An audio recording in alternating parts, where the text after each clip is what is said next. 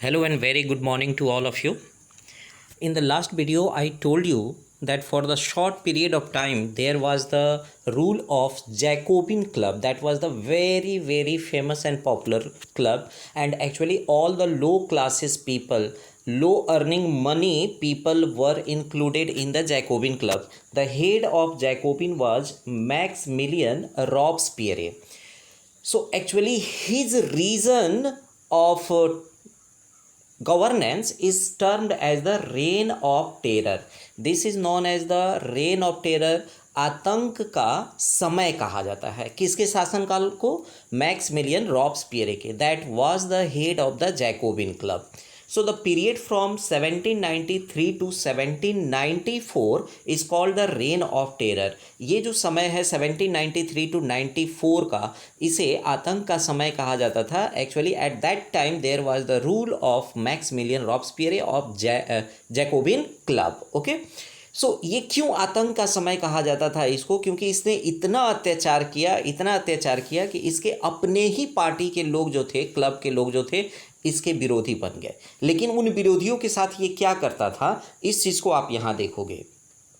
All those, वो सभी whom he Maximilien saw as being enemy, जिसको भी वो अपने दुश्मन के रूप में देखता था रिपब्लिक के खिलाफ, and members who did not agree with his methods, जो मेंबर उसके तरीके से सहमत नहीं होते थे, हिज मेथड्स वर अरेस्टेड. यानी वो क्या थे? अरेस्ट कर लिए जाते थे और उनको गुलेटाइन किया जाता था. स्टूडेंट, गुलेटाइन इस फिगर में आप देख सकते हो. यह एक यहाँ पर काफ़ी शार्प जो होता है हथियार होता है, जिसको ये रस्सी से बांधे हुए लोग जैसे ही छोड़ते हैं, नीचे यहाँ पर बैठा हुआ आदमी जो होता है उसके हेड को बिहेडेड कर दिया जाता है. So doctor guillotine invented that. Doctor guillotine ने ही इसको इन्वेंट किया था. तो क्या देखा आपने कि all those who he Maximilien saw as being enemies of republic, जिन लोगों को मैक्समिलियन अपने रिपब्लिक के खिलाफ दुश्मन समझता था, उनको गिरफ्तार करता था. And if the court found them guilty, तो कोर्ट किसके अधीन थी? जैकोबिन्स के अधीन थी. तो डिसीजन किसके पक्ष में आएगा? जैकोबिन्स के पक्ष में आएगा, मैक्समिलियन रॉब्सपियर के पक्ष में आएगा. So if the court found them guilty then they were guillotined. यानी जैसे ही कोर्ट उनको दोषी पाती थी, उनको गुलेटाइन कर दिया जाता था. यानी मैंने बताया गुलेटाइन एक प्रकार का क्या था, आपको डिवाइस था. उस डिवाइस पर एक शार्प जो होता था, एक ब्लेड लगा हुआ रहता था. व्यक्ति के हेड को बिहेडेड कर दिया जाता था. Peasants were forced to transport their grains to cities and to sell at prices fixed by the government. अब ये डिसीजन जो था मैक्समिलियन रॉब्सपियर का, this was very bad decision in my opinion. Actually किसान जो गांव में खेत करते थे, उनके ऊपर ये फोर्स किया गया कि वो अपनी फसलों को वहाँ से लाद कर, just you can imagine what the hard work they had to do for the growing the crops, and now they had to load their crops on the carts, and they had to travel to the town for selling the crops at the prices fixed by the government. और government ने जो price fix किया उसी पर उनको क्या करना पड़ता था? बेचना पड़ता था. This was a very bad practice and bad I can think that the impression that made on the peasants and rule applied by the Maximilien Robespierre. So why this law of reign of terror, introduction of laws, मतलब ऐसे कौन कौन से laws जो उसने बनाए जो एक तरह से उसके आतंक का परिचायक है, उसको हम लोग देखेंगे. उसने कुछ कार्य भी किए स्टूडेंट्स. एक्चुअली वो जो था वो काफ़ी लोअर लेवल से उठा हुआ था.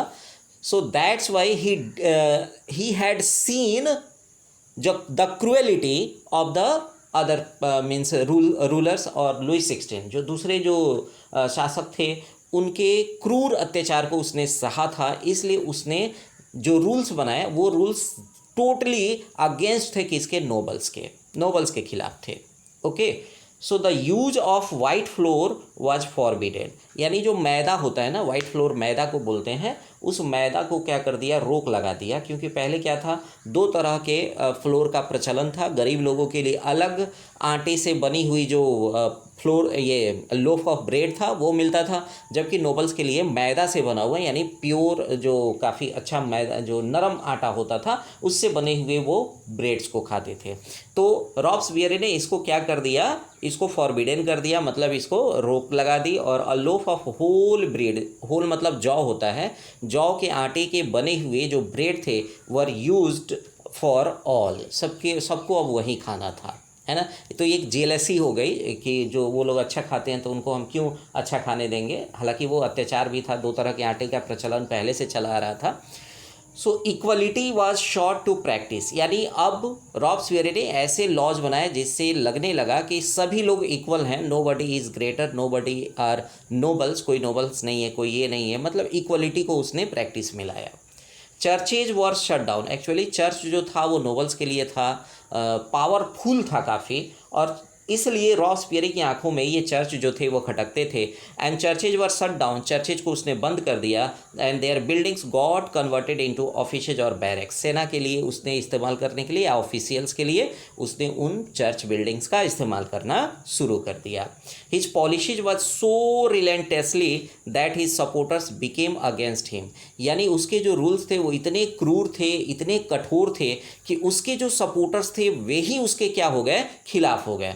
On July 28, 1794 he dead on guillotine. अब उससे क्या हुआ कि उससे लोग इतने अनॉयड हो गए, उसकी ही अपने क्लब के लोग, कि सब ने मिल करके उसको पकड़ा और अंततः 28 जुलाई 1794 को जिस गुलेटिन पर वह अपने विरोधियों को मारा करता था उस पर ही खुद उसको भी क्या कर दिया गया, गुलेटाइन कर दिया गया। So you can see what the laws introduced by Maximilian Robespierre and why his reign was known as Reign of Terror.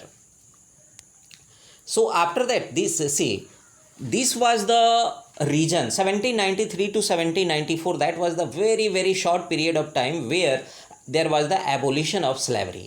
मतलब वहीं वो एक समय था जो स्लेवरी, जो गुलामी की प्रथा थी, उसको क्या कर दिया गया, हटा दिया गया। अन्यथा ये गुलामी की प्रथा जो थी वो शुरू से ही चली आ रही थी, और इसका एबोलिशन किसी भी तरह के राजा जो लुइस 16 थे या फिर जो नेशनल असेंबली का शासन हुआ उस समय भी किसी ने कोई रूल नहीं बनाया जिससे स्लेवरी को क्या किया जा सके, रोका जा सके। तो abolition of slavery in France ये क्या था, पहले इसको ज़रा सा ध्यान से आप समझना, क्योंकि जो नोबल्स हुआ करते थे ना, उनके जो बड़े बड़े फार्म होते थे वो कैरिबियन जैसे वेस्ट इंडीज वगैरह होता है ना, वहाँ पर हुआ करते थे, और वहाँ पर काम करने के लिए इनको क्या चाहिए थे, मजदूर चाहिए थे। तो एक्चुअली मजदूर कहाँ से मिलेंगे इनको, ये मजदूर दास के रूप में होते थे, गुलाम के रूप में होते थे, जिनको वहाँ पर क्या कर दिया जाता था, मतलब कि ले जाके रख दिया जाता था, किसके द्वारा, नोबल्स के द्वारा, और वो इनके खेतों में काम करते थे। ठीक है। So the in colonies of Caribbean Martinique there was the Sar Domingo if were the important suppliers of commodities such as tobacco, indigo, sugar and coffee।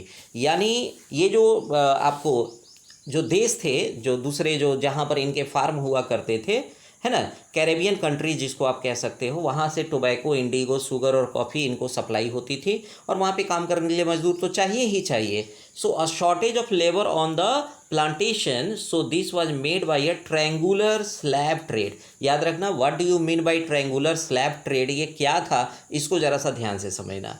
और ये ट्रायंगुलर स्लैब ट्रेड जो था, ये triangular slave trade actually it was between Europe, Africa and America. ये किसके बीच में था, Europe, Africa और अमेरिका के बीच में था, इसलिए इसको हम लोग क्या बोलते हैं, स्लैब ट्रेड बोलते हैं, यानी triangular slave trade. Ports of Bordeaux और नाइंटेज, यानी ये एक ऐसी जगह थी जो नाइंटेज में था, बॉर्ड्यूक्स जिसको बोलते हैं।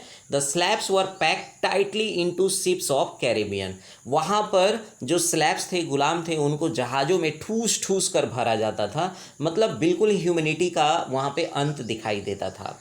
The exploitation of slave labor made it possible to meet growing demand in European markets for sugar, coffee and indigo। यानी एक्सप्लोइटेशन का अर्थ होता है स्टूडेंट्स कि ये जो मजदूर थे इनके कारण ही ये संभव हो पाता था कि जितना भी growing demand as the population was increasing there in European countries also, तो उनकी बढ़ती हुई आवश्यकताओं को पूरा करने में ये मजदूर जो थे वो काफ़ी मददगार होते थे।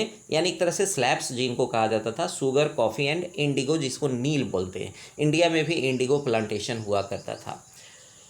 द नेशनल असेंबली, मतलब अब ये देखो, national assembly held long debates, यानी नेशनल असेंबली के समय में काफ़ी बहस हुआ कि ये हट जाना चाहिए, स्लेवरी ट्रेड हट जाना चाहिए, but it did not pass any laws, इसने किसी तरह की कोई लॉ पास नहीं किया, फियरिंग अपोजिशन फ्रॉम बिजनेसमैन, क्योंकि अब क्या था कि जो नेशनल असेंबली थी थर्ड स्टेट के लोगों की तो थी, लेकिन वो एक्चुअली नेशनल असेंबली में ज़्यादा से ज़्यादा बिजनेसमैन ही शामिल थे, लॉयर्स शामिल थे जिनके खुद के प्लांटेशंस हुआ करते थे, तो वो तो कभी नहीं चाहेंगे कि उनके प्लांटेशंस बंद हो, उनको स्लैब्स न मिले, इसलिए भले ही बहस होती रही लेकिन इसके द्वारा कोई लॉ पास नहीं किया गया है ना।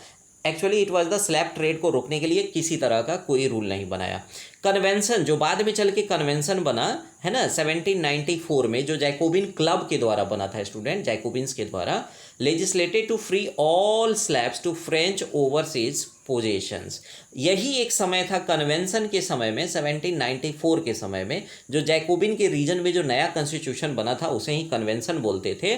तो इसने ही सिर्फ सभी स्लैब्स को क्या करने का मतलब कि बहस किया कि इनको फ्री कर देना चाहिए। And finally abolishment in the French colonies in 1848, और अंत में जाके 1848 में जाके वहाँ पर स्लेवरी का क्या हुआ, अंत हुआ। तो ये इम्पोर्टेंट क्यों है, क्योंकि सिर्फ और सिर्फ Maximilien Robespierre Jacobin club, the time period where the convention was formed, it only argue to free all the slaves, सिर्फ इसी ने एक बहस किया कि जितने भी जो मजदूर हैं, जितने भी जो गुलाम हैं, उनको क्या कर देना चाहिए, आज़ाद कर देना चाहिए। So this was the reason.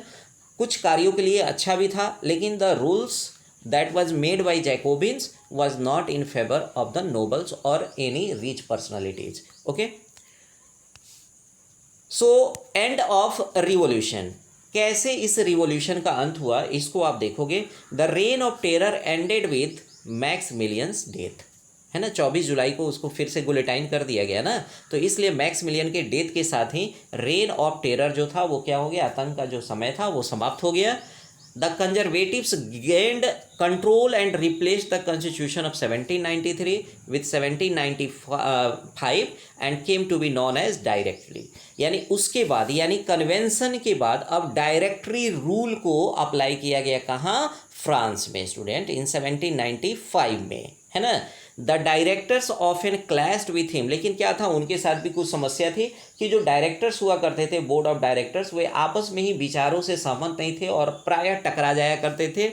And ways to rise of military dictator Napoleon Bonaparte, और उनका जो ये क्लैश था means the struggle inside the directory led the rise of Napoleon Bonaparte, यानी इसने आगे चल के नेपोलियन बोनापार्ट का क्या किया, जन्म दिया। और आगे फिर से देखोगे कि नेपोलियन बोनापार्ट जो था कैसे फ्रांस में फिर से राजशाही की स्थापना करेगा, जिसे हम क्लास 10th में भी पढ़ेंगे। तो यहाँ तक जो मैंने आपको बताया, जो रेन ऑफ टेरर के बारे में बताया, the rules and regulations made by the Jacobins, Maximilien Robespierre के द्वारा क्या क्या रूल अप्लाई किया गया उसके बारे में बताया। And what the triangular slave trade was, I have told you all things. Okay, so very good morning. I think that this video will be very helpful for you to understand all the terms. Thank you.